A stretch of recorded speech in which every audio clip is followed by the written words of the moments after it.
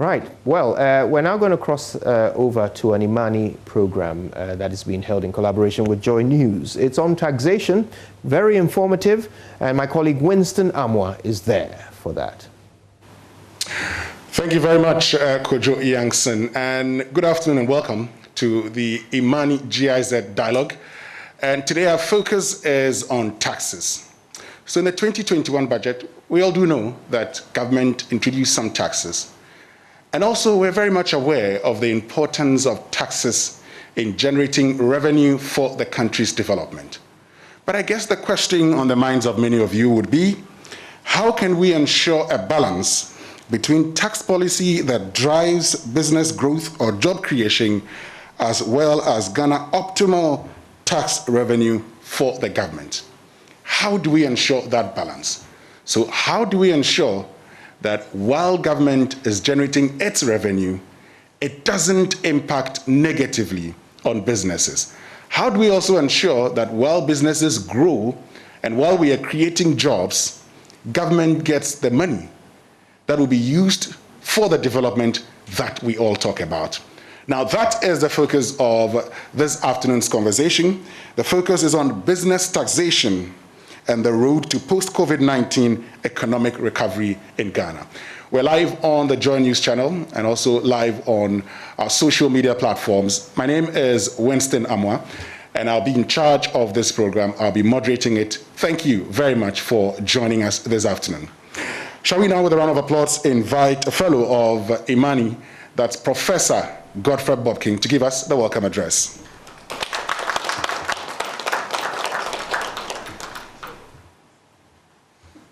Thank you, Winston. Good afternoon, everyone.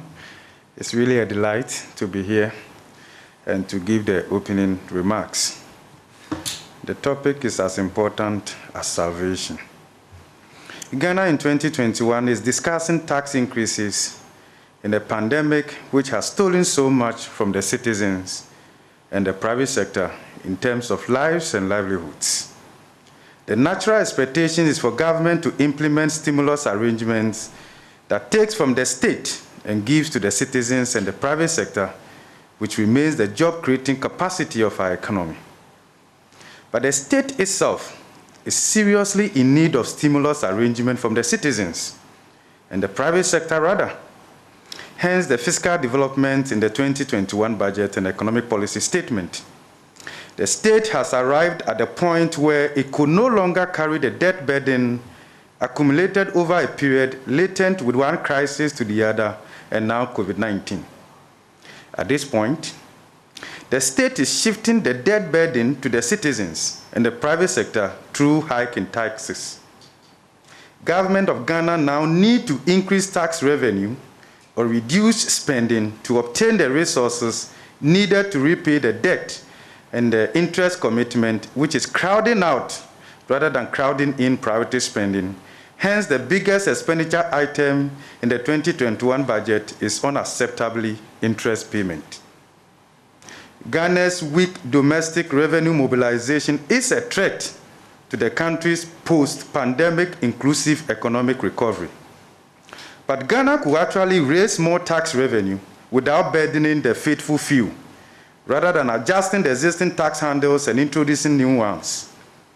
Ghana's theoretical tax frontier, or in other words, tax potential across the various tax handles, is estimated to be between 24 to 25%, approximately 104 billion Ghana cedis, instead of the current 54 billion Ghana cedis, representing 12.4% of our GDP in the 2021 budget. Our effort as a country should be to close the gap for our common good. This is where the future lies, and the incidence of the tax on individuals and businesses will be far less burdensome than the current approach, which has greater implications for inequality as well as it being counterproductive.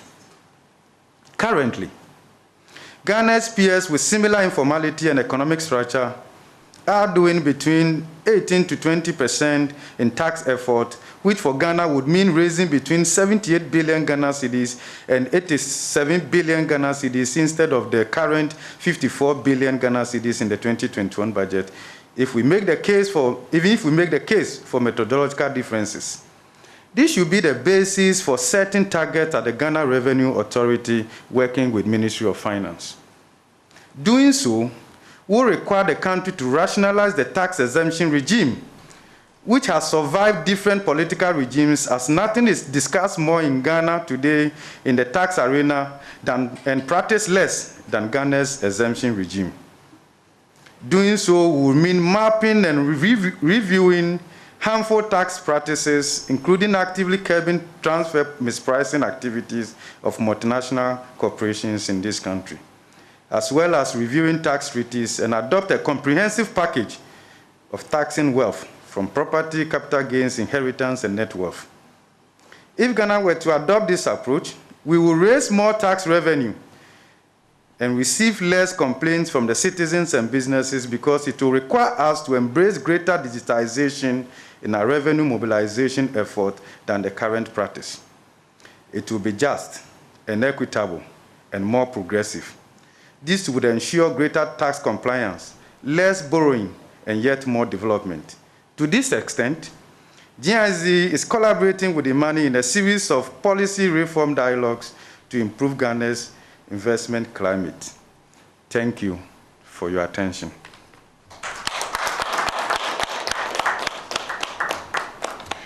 Thank you very, very much, Professor Godfrey Bobking, who is Dean of Students at the University of Ghana and a Professor of Finance, talking about one of the most controversial things when it comes to tax administration in this country. Many of you have had concerns with a tax exemption regime, and it's a conversation we'll have this afternoon. And so just be relaxed, just be patient. We'll talk more about it. And those who matter in the tax administration in this country are here and will be helping us have this conversation. And so joining us for today's conversation is Dr. Adai, who is Deputy Commissioner of Research and Strategy at the Ghana Revenue Authority. Thank you very much for joining us, Dr. Adai. We also have the Head of Tax Policy Unit of the Ministry of Finance, Daniel Noya, also here. Thank you very much for joining us.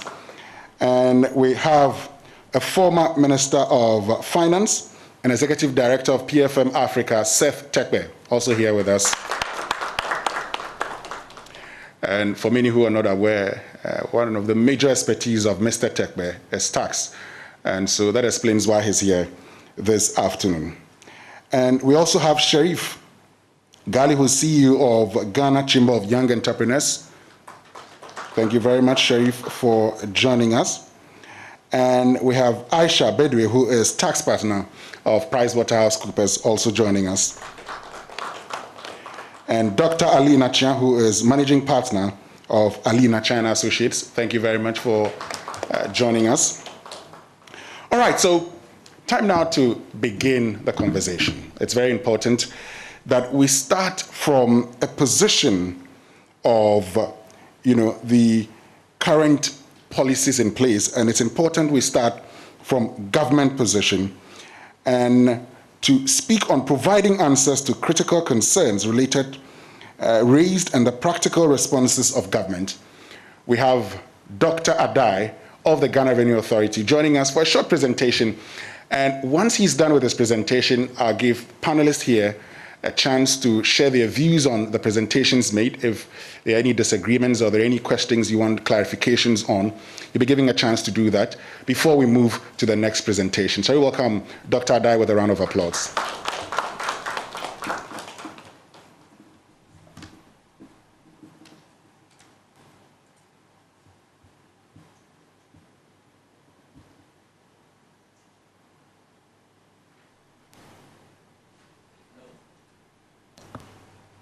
Good afternoon, colleagues. Good afternoon, Honorable Minister, my minister some few years back. Yeah, I think our speaker has said it all. The tax policy issues that we have in Ghana, we need to look at them and make sure we get the revenue expectations, the revenues that the government needs to run the economy. Yeah, for this particular program, we are just to look at some of the things that will help us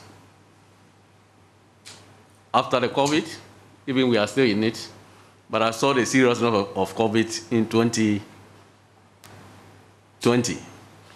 And this year, I think things are a little bit better for us. Now, for what he said, I will start with the exemptions regimes that we have in Ghana, and then see how best we can do. I will just look at some few statistics on some of the policies that we have done for exemption. Now, for the period 2009 up to 2020, a number of about 31 policies related to tax exemption and incentives have been announced in the budget statements. Now, these policies all aim at solving exemption-related challenges, such as granting incentives without recourse to statutory legislations, negotiation and granting of exemptions without the knowledge and the inputs of the Minister of Finance, exemptions without any sunset clauses,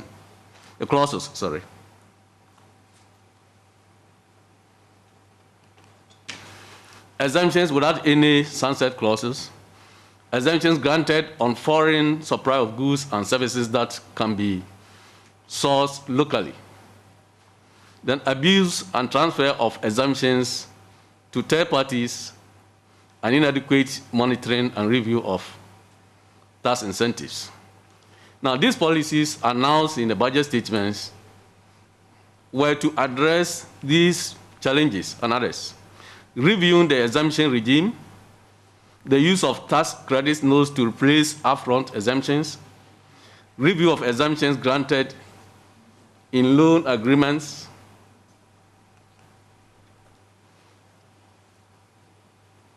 eliminating the issuance of permits through discretionary exemptions, exemptions granted to some government policy projects. Example, exemptions in the housing sector to support the construction of affordable housing schemes. Now, the following measures are required for further streamline the exemption regime. There is the need for us to pass, for the passage of the exemption bill, full automation of exemption processes of the ICOMs, and the full automation of DTRED, that is the domestic tax division processes to capture tax expenditure data. Now, this has to be done to improve our exemptions as we are running in the economy currently. The exemptions are such that it is in the form of tax revenue given to the citizens by government to support the economic activities that they are undertaking in the economy. But without abuse, this were to be a very good policy every country is undertaking. But can we have it in Ghana done like that? We need to pass the exemption bill to ensure that the revenue expectation and the benefits that the government intends to give to its citizens by granting exemptions will be obtained by the citizens of the country. Thank you very much. I will speak on other issues, but since from what I gathered, we need to look at exemptions first and then we'll move on. So I'll end my speech here, waiting for the other issues when it comes to the floor. Thank you very much, Corey.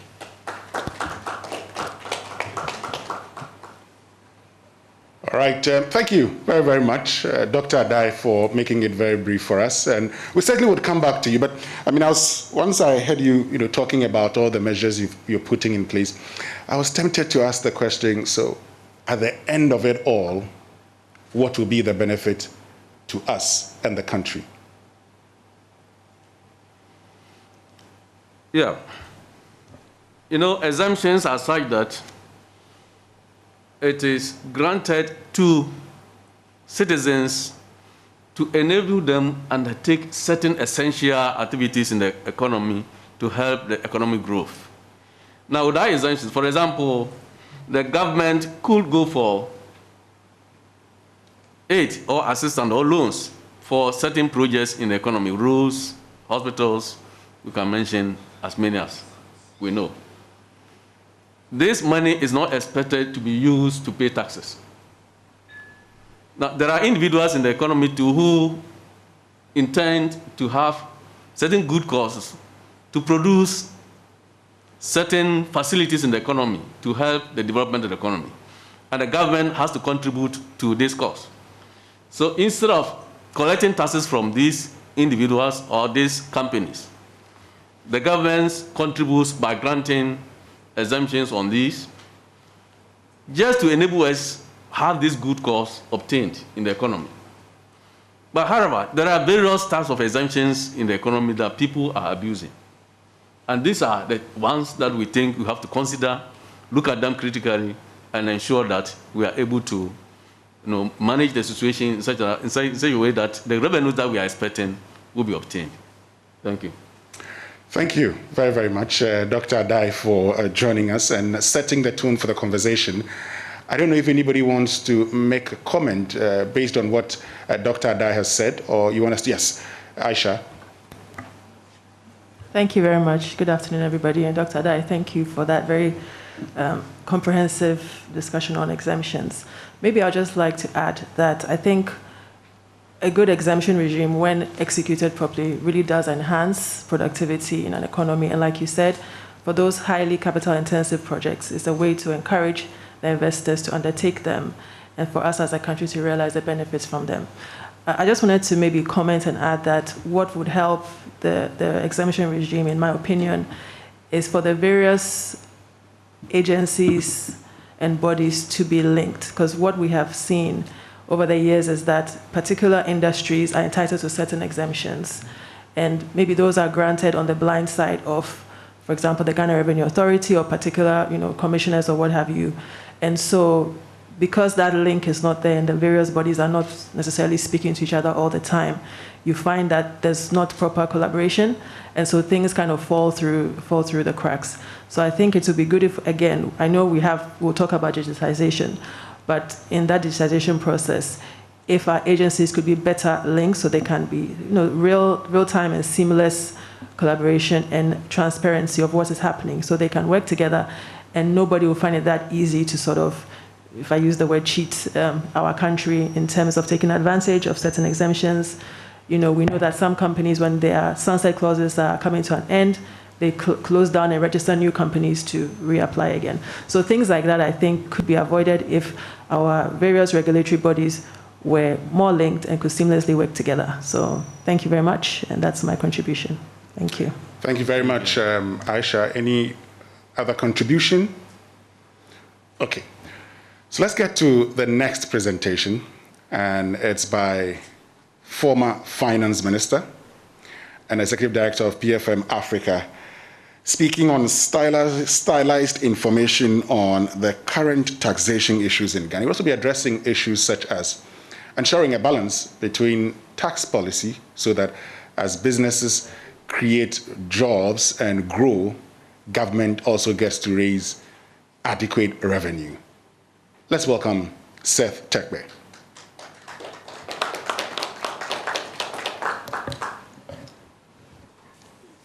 Yeah, thank you very much. I have a PowerPoint that we're going to run through it quickly. I don't intend to cover every one of them.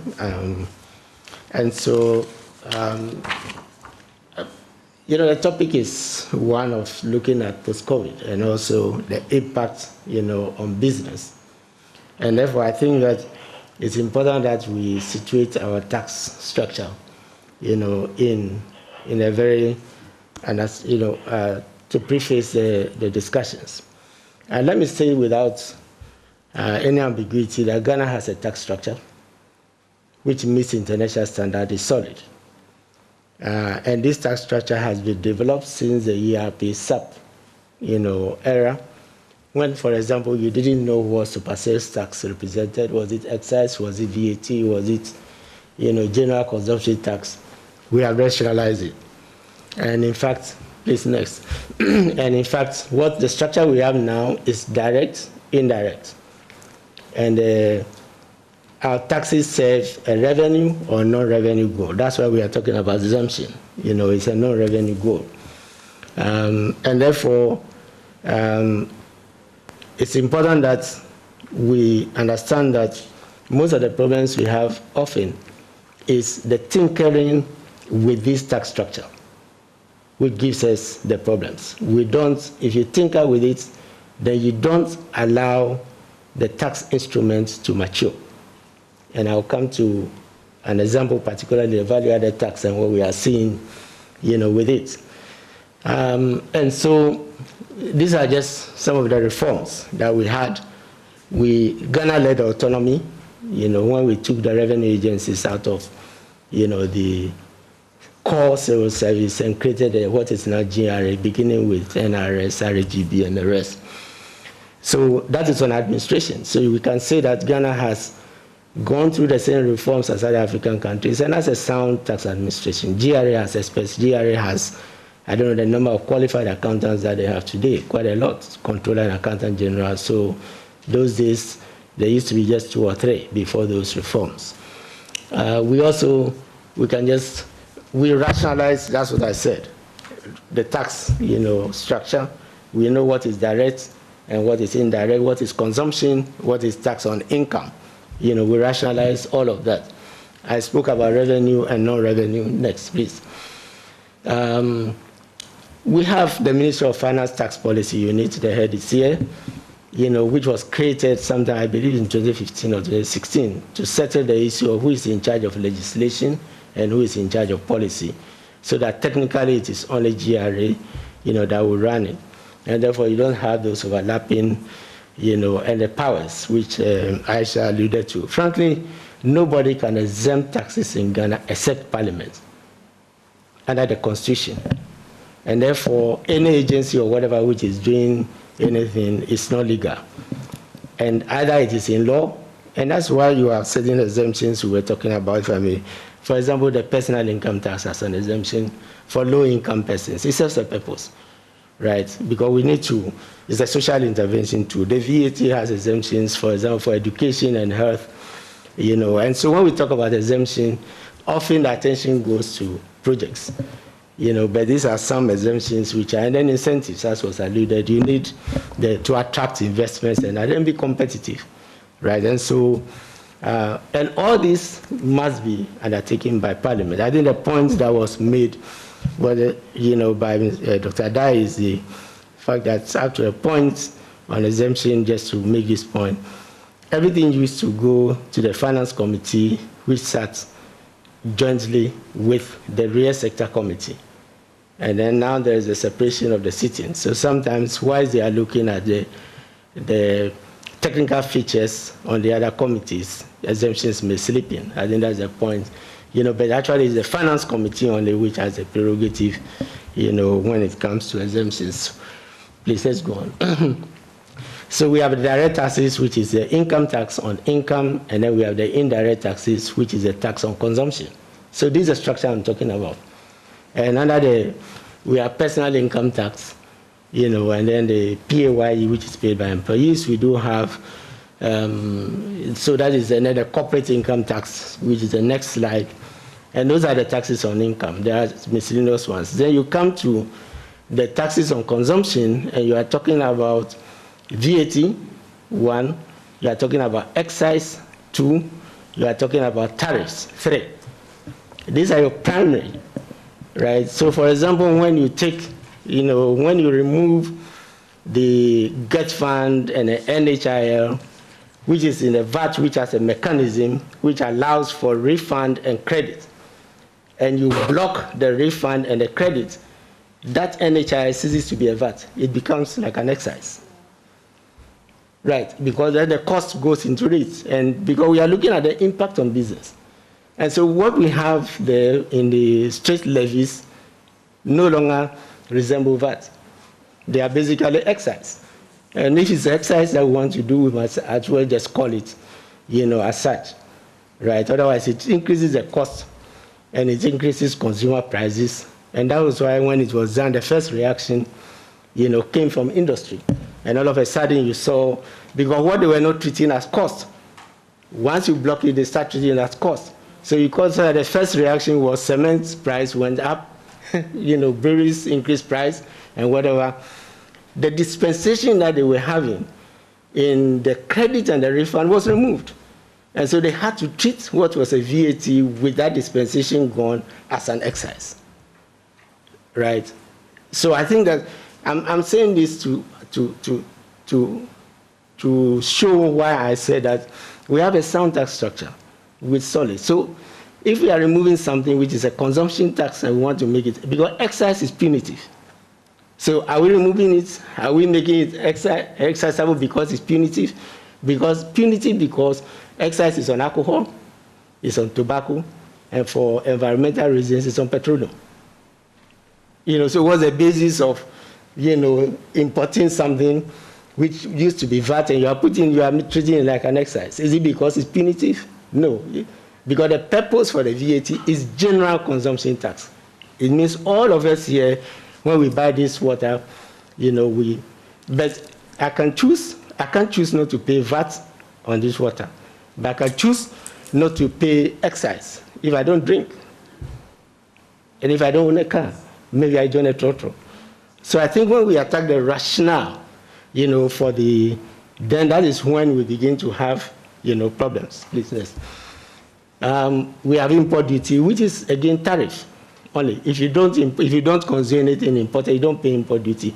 But the more important thing is that because it's on only imports, if you bring water, these days we see water being imported from the US and they pay import duty. But this produced locally will never pay import duty, and that's why we say it is protection. It is a protective tax. It is protecting our local industries.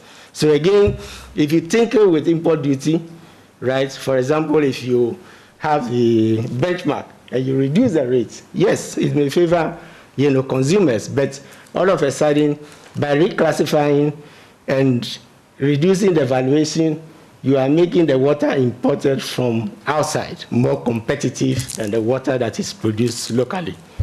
Because the local, product, we didn't used to have, this import duty, which is no longer being protected. That's why we call it a tariff. That's why we call it a protective tax.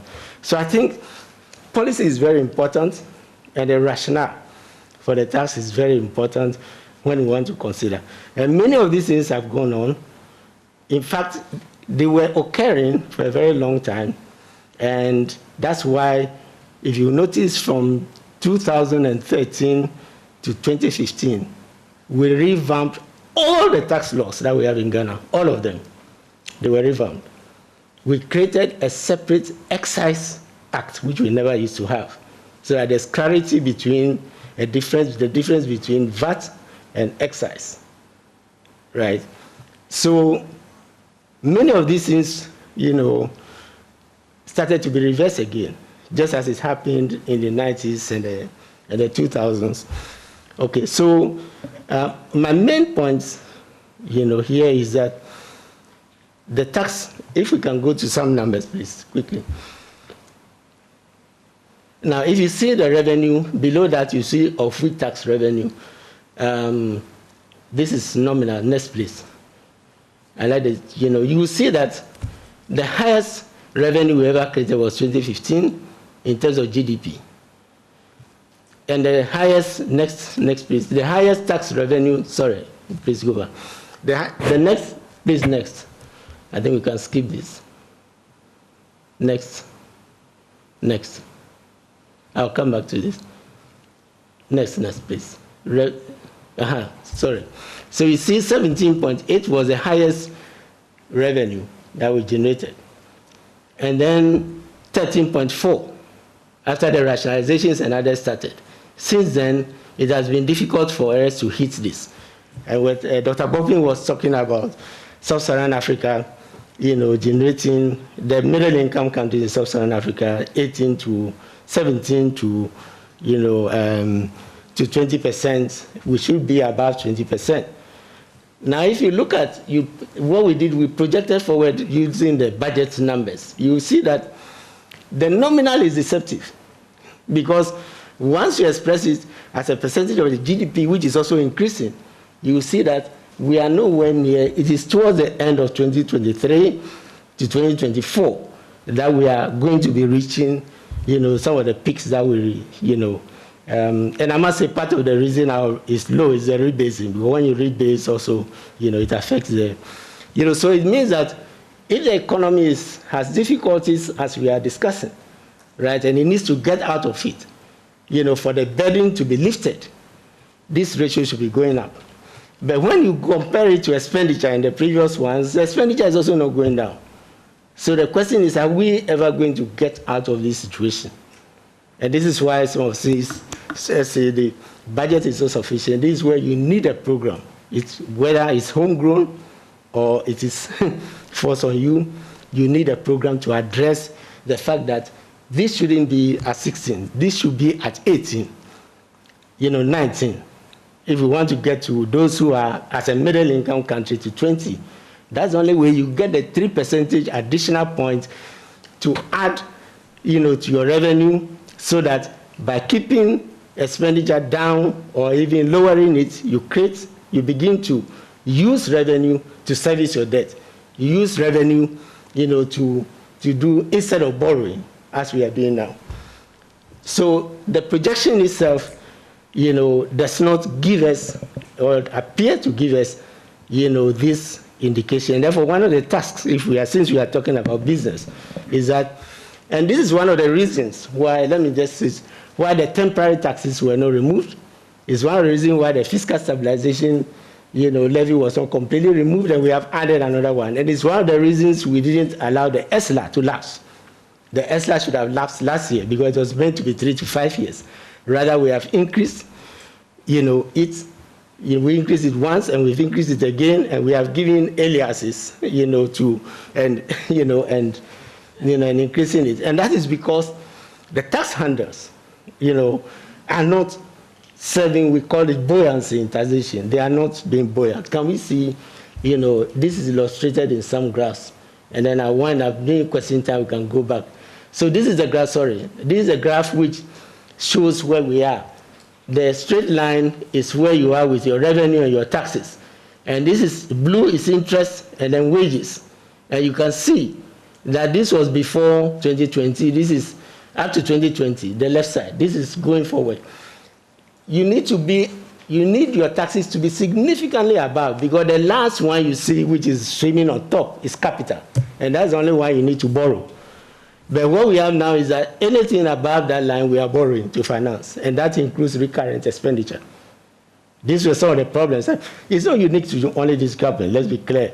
This was a problem we faced with single spine, if you remember, right? And that's where you see it starts this starts from 2013. You could see the peak going up there, and you could see that, that's when it started. Then after single spine, it started creating, some room. So anytime you have a major expenditure, which disturbs, the decision, unless you raise taxes, you always have this stagnation business. So now, my final points, and then we'll come back to some, I don't want exactly. So these are total taxes for the whole period from 2013 to 2024. This is the total revenue. These are total taxes. You can see that not much has changed. The GDP, which I expressed, right? We are just, hovering. Sometimes it goes down, but it hasn't broken. It hasn't gone beyond the 14 before you can get to your 20. And that is what we need. If we are not going to be using taxes to be loans to be meeting the expenditures, and we are going to, this is what we have. Now, what taxes next, please?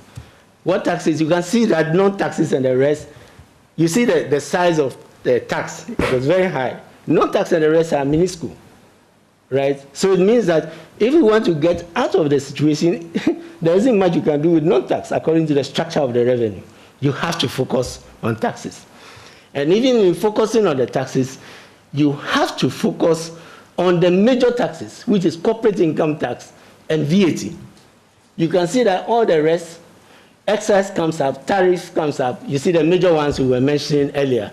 When you come to the rest, we talk about personal income tax, we talk about PAYE, we talk about CST and the rest.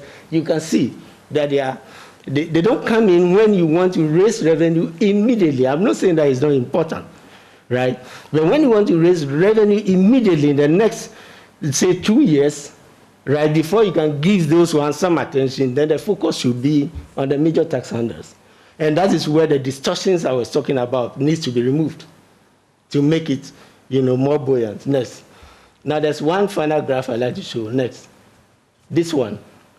What is happening here? Is it by design, right, or because of the distortions? When we do a line, you can see the blue line is the corporate income tax. And the orange line is your VAT. When we started VAT has the largest tax base in the country. So it was higher than corporate income tax. Well, you can see that by 2018, corporate income tax has begun to outstrip, VAT. Is it by design that we are no longer relying, and it goes all the way to the period of 2024 when we are told things will change?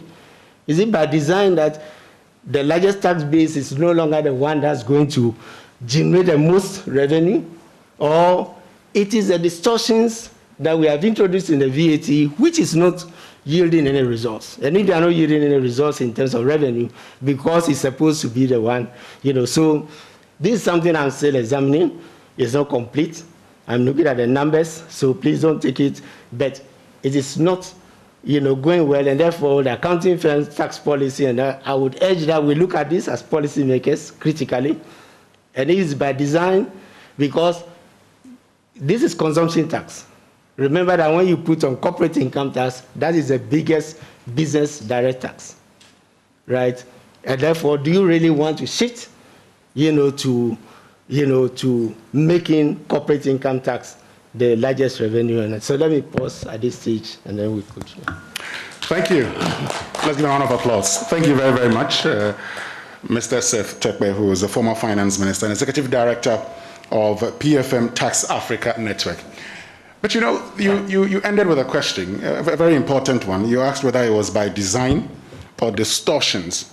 And let me see, I think that, Mr. Daniel Neuer and Dr. Adai should be helping us understand these things. That's if you're comfortable with them, whether, the distortions we're seeing, whether, or the last graph that we saw where the corporate income tax seems to be generating more, is that by design or is as a result of distortions? Yes, Dr. Adai, let me start with you if you want to share your views on that before we get into the next topic for discussion, which all of us are going to be contributing on. You want to take it? Okay. Yeah. Thank you, Honorable Minister. I always call you a minister because you are my minister. I think I like the presentation and what is reviewed by the corporate tax performance and then the VAT. Now, if I should start with the VAT, when it came into the system around 2000 up to around 2007, was performing very well. In fact, our VAT contribution to total tax revenue was hitting around 35%. As at now, VAT is contributing around 23–24% to total revenue in the country.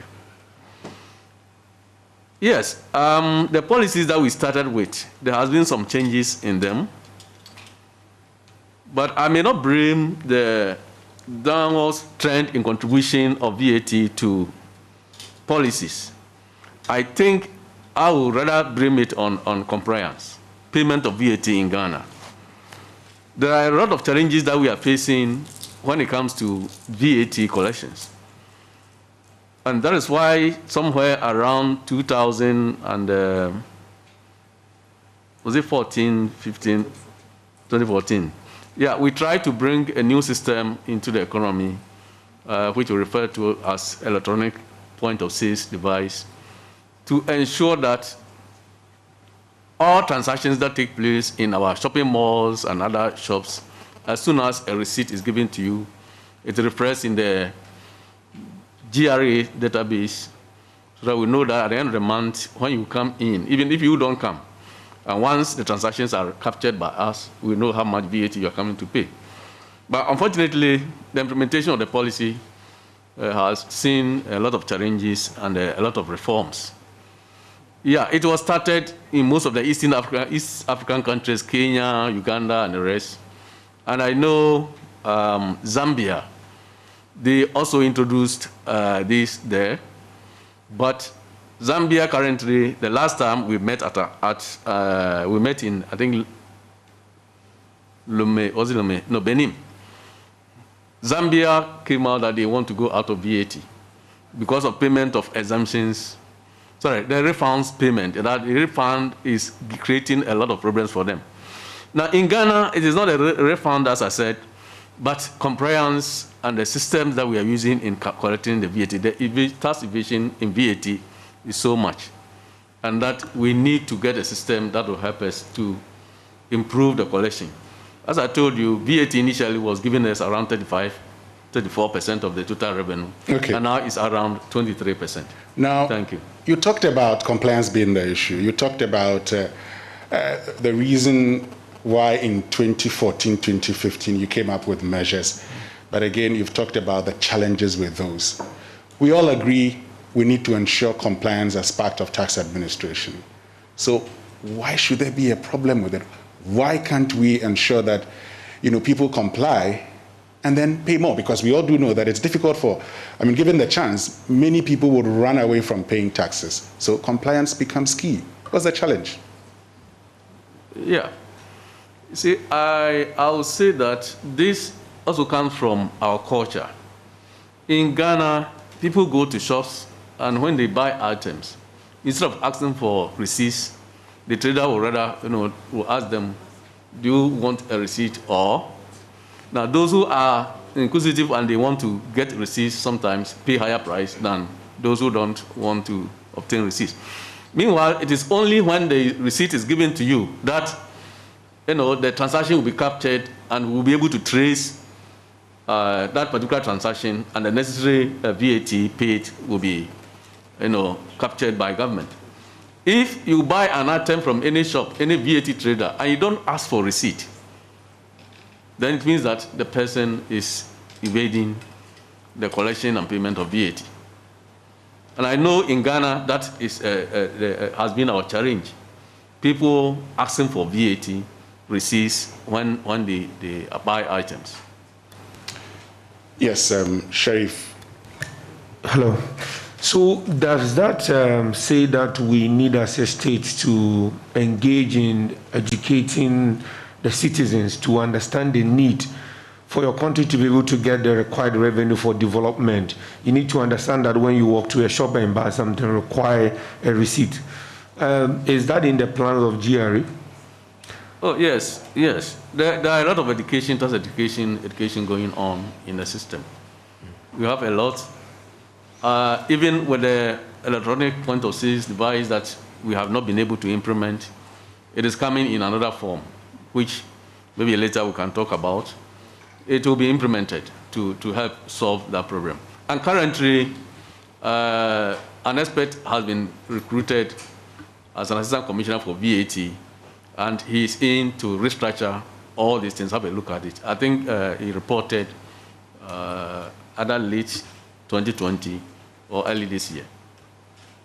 Okay, let me get to you, Dr. Alina Chair. Yes. Okay, thank you very much. I think that what I want to contribute on the VAT, if Mr. Noe and Dr. Ade will confirm, I think we were making a lot of revenue generation, as Honorable Setekwe mentioned, because if you bear me out, when we had the value-added tax service, they were very particular on verification visits to all taxpayers almost every quarter. So after you filed your returns, by the end of the quarter, they are coming to do verification. Because of that, people were ready to comply because you don't know when they will visit. With the integration of the revenue institutions, I've hardly heard of verification visits. Everything is now boxed into the audit. And you know, when it takes time to rotate and get to do an audit. And I always also say that during the verification exercise and the audit is when we solve his problem. That's the opportunity to educate the taxpayer on the compliance levels. And then aside that, what we have lost so far is enforcement. We've forgotten that Qatar Students' Hostel used to be a hotel. It became a hostel because it defaulted on VAT, and when enforcement was done, they couldn't operate. Afrikiko restaurant, just by Jubilee House, suffered the same fate. A revenue officer went to eat, asked for a VAT invoice, you are too known, all that, and then sacked him. Then he went and got reinforcement from police. They came, ordered food again, they repeated, and they were busted. So that enforcement, and we remember that hotel at Shashi, I always forget the name, Seacaps. I remember that day I was in Legon, I was going to school, I saw the VAT trucks removing everything, fridges, air conditioners, carpets, enforcement.